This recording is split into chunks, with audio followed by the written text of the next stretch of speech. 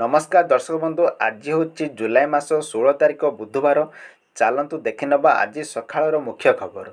भिडियोटी को शेष पर्यंत देखंतु। चलतु आज संपूर्ण खबर पर नजर पकाइबा। आज खबर महाकाश इतिहास नुआ अध्याय पृथ्वी को शुभ आगमन। समुद्रर सफल अवतरण कला शुभांशु शुक्ला जान। महाकाश 20 दिन और इंटरनेशनल स्पेस स्टेशन 18 दिन रही पर पृथ्वी को फेरी भारतीय महाकाशकारी शुभांशु शुक्ला। कैलिफोर्निया उपकूल ड्रैगन्स स्पेस कैप्सूल सफल अवतरण करिछि। शुभांशु शुक्ला जान ग्रेस गतकाली सोमवार संध्या प्राय 4:45 अंतर्जातीय स्पेस स्टेशन छाड़ीथिला। पृथ्वी को फेरवा को प्राय 22 घंटा समय लगी। शुभांशु और क्रोर अन्य सदस्यों सफल अवतरण पर सबुठी खुशीर लहरी खेली जाइछि। पृथ्वी को सफल प्रत्यावर्तन पर शुभांशु को शुभेच्छा जणाइछन्ति प्रधानमंत्री नरेंद्र मोदी। यह महाकाश यात्रा को से ऐतिहासिक बोली कहिछन्ति।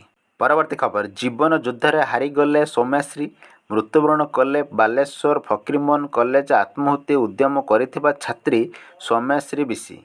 से चिकित्सित हेउथिबा AIIMS तरफरु ए संपर्क में विधिवत घोषणा करा जाइछि। अन्यपटे यही घटना को नहीं दुख प्रकाश करिसेंति मुख्यमंत्री। यह सहित मृत सौम्याश्री परिवार को 20 लाख टंकार सहायता घोषणा करिसेंति मुख्यमंत्री। सहायता घोषणा को नहीं सांसद प्रताप षडंगी सूचना देइछन्ति। परवर्ती खबर एमानु आसिला बड़ खबर स्थगित रहिला केरली नर्संग फांसीदंड मिलिला नुआ जीवन। मृत्युर अति पाखक जाई फेरिले केरलर नर्स निमिषा प्रिया। आज तांको फांसी दियाजिबार थिला हेले वर्तमान फांसी दंड को पाई स्थगित रखा जाइछि। भारत सरकार निमिषा प्रिया को फांसी रक्षा करिबा पाई यथासंभव चेष्टा करुथिले। कहा जाउथिला जे घटनार गंभीरता को दृष्टि रखी तांको बंचाइबा को कष्टकर, किंतु एबे खबर आसीछि जे तांको फांसी को स्थगित रखा जाइछि। परवर्ती खबर एमपी कहिबे प्रेजेंट सार आउ ठकी पारिबेनी सांसद। एणिकी लोकसभा प्रेजेंट पकाइबे सांसद। लोकसभा सांसद उपस्थिति को रेकर्ड करिबा पई आरंभ हेबाकु जाउछि नुआ पद्धति। चलित मौसुमी अधिवेशन नुआ पद्धति प्रचलन हेबाकु जाउछि। एई नुआ नियम अनुसार सांसद माने केते दिन उपस्थित केते दिन अनुपस्थित रहिबे से सबु तथ्य रेकर्ड हेबो बोली सूचना मिली। परवर्ती खबर सौम्याश्री मृत्यु घटना आज बीजेडीर बालेश्वर बंद डाकरा। बालेश्वर सौम्याश्री मृत्यु घटना आज बीजेडीर बंद डाकरा। सकाळु 6टारू अपराह्न 2टा पर्यंत बालेश्वर जिला बंद रहिबो। सौम्याश्री मृत्यु पाई दायी समस्तଙ୍କ विरुद्धରେ दृढ़ कार्यानुष्ठान दाबी करी बंद करिबो दल। सांबादिक सम्मेलन में सूचना देइछन्ति पूर्वतन सांसद रवींद्र जेना। परवर्ती खबर 19 तारिख जाए प्रबल बर्षिबो। एने 6 जिला को अलर्ट जारी। 5 दिन जाए निस्तार नहीं। आसंता 19 तारिख पर्यंत राज्य में प्रबल अति प्रबल वर्षा हेबार संभावना रही। सक्रिय अवपात वर्तमान दुर्बल होइछि। एबे झारखंड बिहार उपरे अवस्थित सक्रिय अवपात, तेणु यह प्रभाव में पश्चिम ओडिशा रे प्रबल वर्षा हेबार संभावना थिबा नेई सतर्क करिछि आंचलिक पाणीपाग केन्द्र। एने विभिन्न जिला को पाणीपाग विभाग पक्षर सतर्कता जारी करा जाइछि। यह सह आज 6 जिले में प्रबल अति प्रबल वर्षा हेबा नेई आकलन करा जाइछि।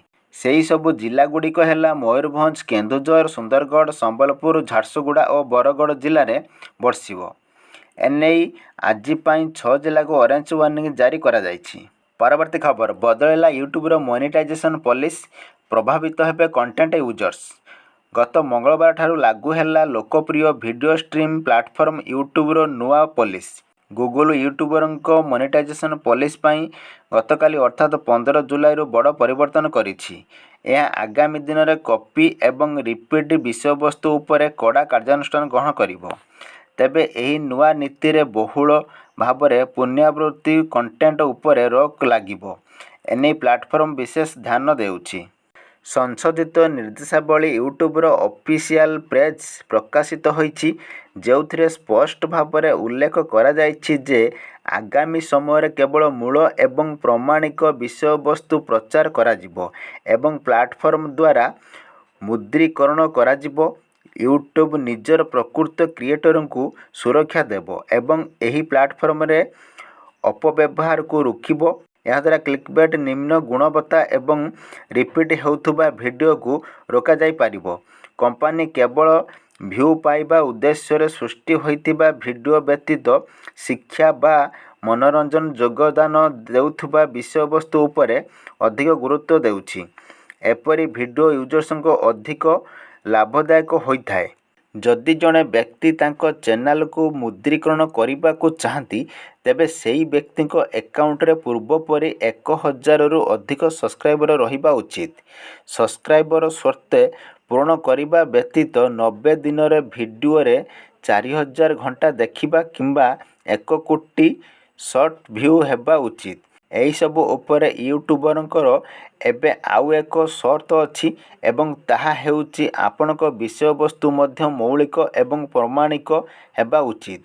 ପ୍ରକାଶ ଥାଉ କି ୟୁଟ୍ୟୁବ ଭାରତରେ କ୍ରିଏଟର ଅର୍ଥନୀତିରେ ଗତ 3 ବର୍ଷ ଧରି 210 ବିଲିୟନ ବା 21,000 କୋଟି ଟଙ୍କା ନିବେଶ କରିଛି। ତେବେ ଆଗାମୀ 2 ବର୍ଷ ମଧ୍ୟରେ ଆଉ 850 କୋଟି ଟଙ୍କା ନିବେଶ କରିବ। ଏନେଇ ନିକଟରେ ମୁମ୍ବାଇରେ ଆୟୋଜିତ ବିଶ୍ୱ ଅଡ଼ିଓ ଭିଜୁଆଲ ଏବଂ ମନୋରଞ୍ଜନ ସମ୍ମିଳନୀରେ 2025ରେ ଯୋଗଦେଇ ଗୁଗଲ ମାଲିକାନାରେ ଥିବା ୟୁଟ୍ୟୁବର ସିଇଓ ନୀଲ ମୋହନ ଘୋଷଣା କରିଥିଲେ।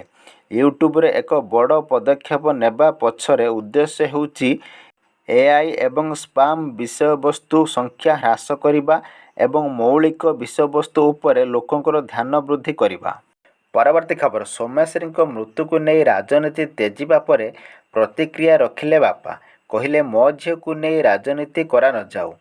ବାଲେଶ୍ୱର ଏଫ୍ଏମ୍ କଲେଜ ଛାତ୍ରୀଙ୍କ ମୃତ୍ୟୁକୁ ନେଇ ରାଜନୀତି ତେଜିବା ପରେ ବଡ଼ ବୟାନ ରଖିଛନ୍ତି ସୌମ୍ୟଶ୍ରୀଙ୍କ ବାପା। ଘଟଣାକୁ ରାଜନୀତିକରଣ ନ କରିବାକୁ ସେ ଅନୁରୋଧ କରିଛନ୍ତି। ଆଉ କହିଛନ୍ତି, ମୋ ଝିଅ ଚାଲିଯାଇଛି, ତେଣୁ ତାକୁ ନେଇ ଆଉ ରାଜନୀତି କରାନଯାଉ। ସରକାର ଘଟଣାକୁ ନେଇ ସମ୍ବେଦନଶୀଳ ଅଛନ୍ତି। ଆମର କିଛି ଦାବି ମଧ୍ୟ ପୂରଣ କରିଛନ୍ତି। ତେବେ ଆଉ କିଛି ଦାବି ପୂରଣ କରିବା ନେଇ ସେ ପ୍ରତିଶ୍ରୁତି ଦେଇଛନ୍ତି।